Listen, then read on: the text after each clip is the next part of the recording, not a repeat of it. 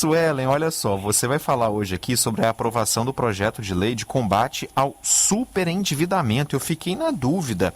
O que é uma pessoa superendividada? Existe um determinado valor, uma quantia que possa indicar se a pessoa ela está além da conta aí do endividamento? Perfeito, Leandro. É o que mais tem. Dados de 2019 e 2020 comprovam que mais de 60 milhões de brasileiros estão endividados e que metade deles, em torno de 30 milhões, são superendividados. O que é um consumidor superendividado? É um consumidor que não tem condições de pagar as dívidas atuais e as dívidas futuras, sem que isso comprometa a própria sobrevivência dele. Ou seja, ele não consegue pagar o aluguel, ele não consegue pagar a água, a luz, se alimentar, ou seja, falta para o básico, para o sustento mesmo dele e da família.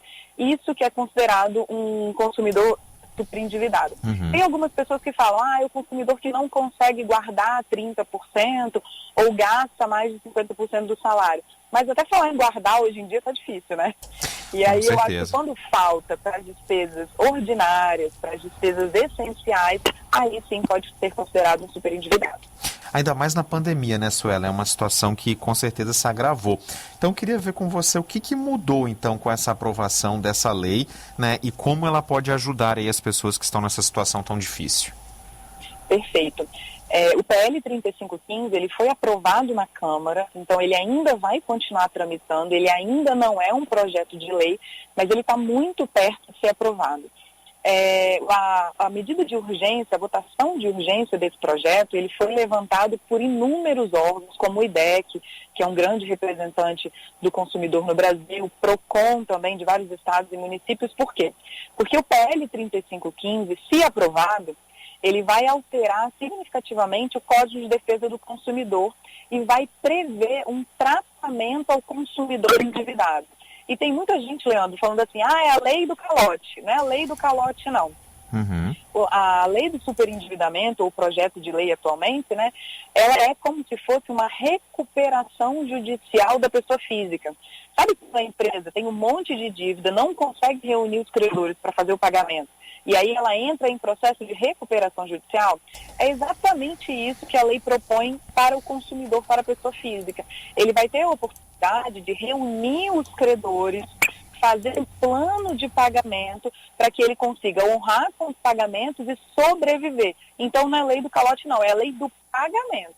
Agora, quem que vai ter direito, Suelen? Quem que pode ser englobado? Qualquer tipo de inadimplência ela pode ser enquadrada aí nessa lei? Perfeito, Leandro. A legislação, ela abrange ou ela vai ser aplicada ao consumidor que se endividou de boa fé. O que é o consumidor que se endivida de boa fé? Normalmente é aquela pessoa que é o arrimo de família, sabe? Aquela pessoa que paga todas as contas, é um idoso, é uma pessoa que cuida sozinha dos filhos, dos sobrinhos, dos familiares, e em caso de desemprego ela acaba suportando todas as dívidas, todos os pagamentos, e aí vira aquela grande bola de neve e ela não consegue pagar. Teoricamente, a legislação ela não pode ser aplicada de ofício ou sem análise, né, a torto e qualquer direito, às pessoas que se endividaram por motivos fúteis, por exemplo, ou as pessoas que se endividaram por má fé. Vou fazer um monte de dívida mesmo, daqui a 5 anos sai a negativação do meu nome. Teoricamente, o projeto de lei não abrange essas pessoas, porque abrange apenas o consumidor que está de boa fé, aquele que precisa realmente desse plano para pagamento, para tirar a negativação do nome e retomar a vida, né?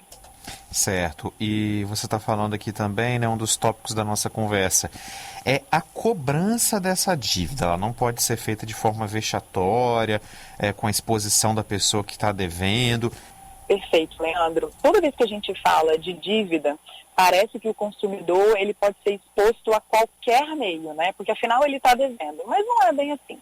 O consumidor inadimplente, o consumidor que está devendo, ele pode sim ser cobrado, mas ele não pode ser cobrado de uma maneira vexatória e nem humilhante. Você não pode passar com um carro de som na casa dele em frente falando que ele está devendo. Você não pode ligar para o chefe dele e falar que ele está devendo. Você não pode dar informação da dívida ou do nome, da negativação do nome dele para terceiro.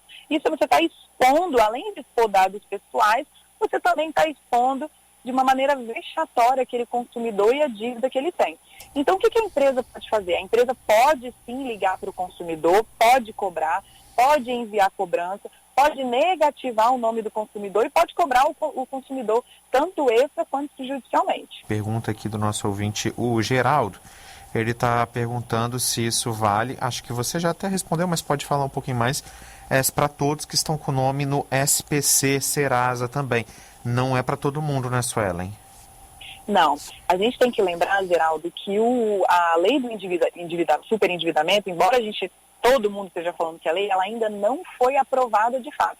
Ela teve um grande avanço na Câmara dos Deputados que mostra para a gente que está muito perto, que a gente precisa se preparar para ela. Mas o consumidor hoje, que está negativado, que tem muitas dívidas, qual é o melhor meio dele solucionar? Através de mutirão no PROCON. O PROCON sempre faz mutirão. Então, o consumidor que esteja endividado, ele pode procurar o PROCON do município ou do seu estado para renegociar as dívidas. Inclusive, a gente falou isso no início do ano, o índice de renegociação de dívidas em 2020 bateu o recorde de mais de 420%. Então, assim, está precisando mesmo renegociar, o PROCON é sempre uma ótima saída, principalmente o mutirão. Porque você faz um acordo, você parcela, tira alguns juros e multa, e aí fica viável o pagamento. Outro ouvinte aqui participando com a gente, o Renato, fala sobre mutirões, né? Costuma acontecer até dos PROCONs municipais, o PROCON estadual, às vezes, alguns estabelecimentos ou agências bancárias, as operadoras, né, de telefonia, às vezes fazem esses mutirões para renegociar dívidas. Ele está perguntando se essa questão da lei tem alguma semelhança com esse tipo de mutirão. Acredito que são serviços semelhantes, diferentes, na verdade, né, Sueli? É diferente, mas é parecido, sabe, Leandro? Sim. Que é diferente? Ela pode acontecer no âmbito administrativo, no PROCON, mas esse projeto de lei, ele visa direcionar o judiciário também. O que a gente vê no mutirão é o que é parecido, que é o quê? A reunião dos credores e o pagamento simplificado pelo consumidor. Quando a gente fala de superendividamento, de mutirão, de acordo e de credor, a gente está falando o quê? De uma facilidade do pagamento. Quando o consumidor deve a vários credores, ele acaba se perdendo naquelas dívidas, porque é uma parcela grande, com outra grande, ele não consegue pagar. Então, a ideia é reunir todos esses credores. Hoje, o consumidor não consegue aplicar o PL 3515, porque ele ainda não terminou, ele não foi concluída ainda a votação. Mas ele consegue fazer isso perfeitamente, como o Renato falou, no mutirão do PROCON. Certo, e a gente, lembrando aqui, né, não tem nenhum mutirão aberto, caso haja, tem sido online também, né, muito por conta da pandemia. Só que é muito triste nesses mutirões, Suelen, cobri assim em reportagem de rua, e é muito nesses mutirões. Eu já entrevistei pessoas no mutirão em um ano e ela estava lá no ano seguinte, porque saiu dali, tirando o nome, né, do vermelho, mas fazia a mesma dívida e voltava no que vem. É verdade, Leandro. E tem uma questão na sua fala que é interessantíssima. Esse PL 3515, ele visa fazer um tratamento ao consumidor superendividado. Então, não é simplesmente fazer um plano de pagamento para ele honrar com as dívidas. Vai além. Ele prevê, por exemplo, a possibilidade de atendimento psicológico a esse consumidor. Ele prevê a informação ou a inclusão do nome em um cadastro de emprego, e quem faz isso muito bem é o nosso PROCON municipal de Vitória, lá na Casa do Cidadão. Não sei como está isso agora na pandemia online, mas eles conseguem fazer isso, porque tem o PROCON, tem atendimento para o consumidor, né, pessoal, enfim, e eles ainda conseguem direcionar para a vaga de emprego. O PROCON de Vitória, ele já tem esse acesso multidisciplinar. E o PL 3515 fala muito disso, sabe, Leandro? Porque não adianta, é exatamente a questão da sua fala, eu fazer um plano de pagamento que o consumidor consiga pagar se ele estiver desempregado. Porque quando ele está desempregado, ele vai honrar uma parcela. E aí ele não vai conseguir pagar as demais. Então é interessante também que esse consumidor seja direcionado a um banco de dados de emprego, para que o nome dele esteja lá.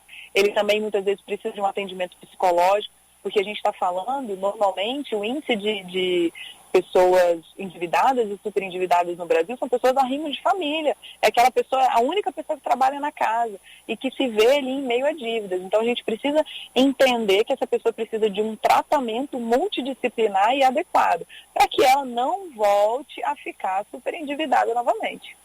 Isso aí, Suelen. Muito obrigado pela sua explicação aí, falando deste projeto de lei. E queria só que você deixasse aí, né, os seus contatos, redes sociais, o pessoal que quer acompanhar seu trabalho, como é que pode te encontrar aí na internet? Perfeito, Leandro. Tudo que eu falo aqui, tanto em vídeo quanto escrito, está no meu blog, suelenmendes.com.br. Show de bola, Suelen. Muito obrigada, querido. Beijo grande. Tchau, tchau.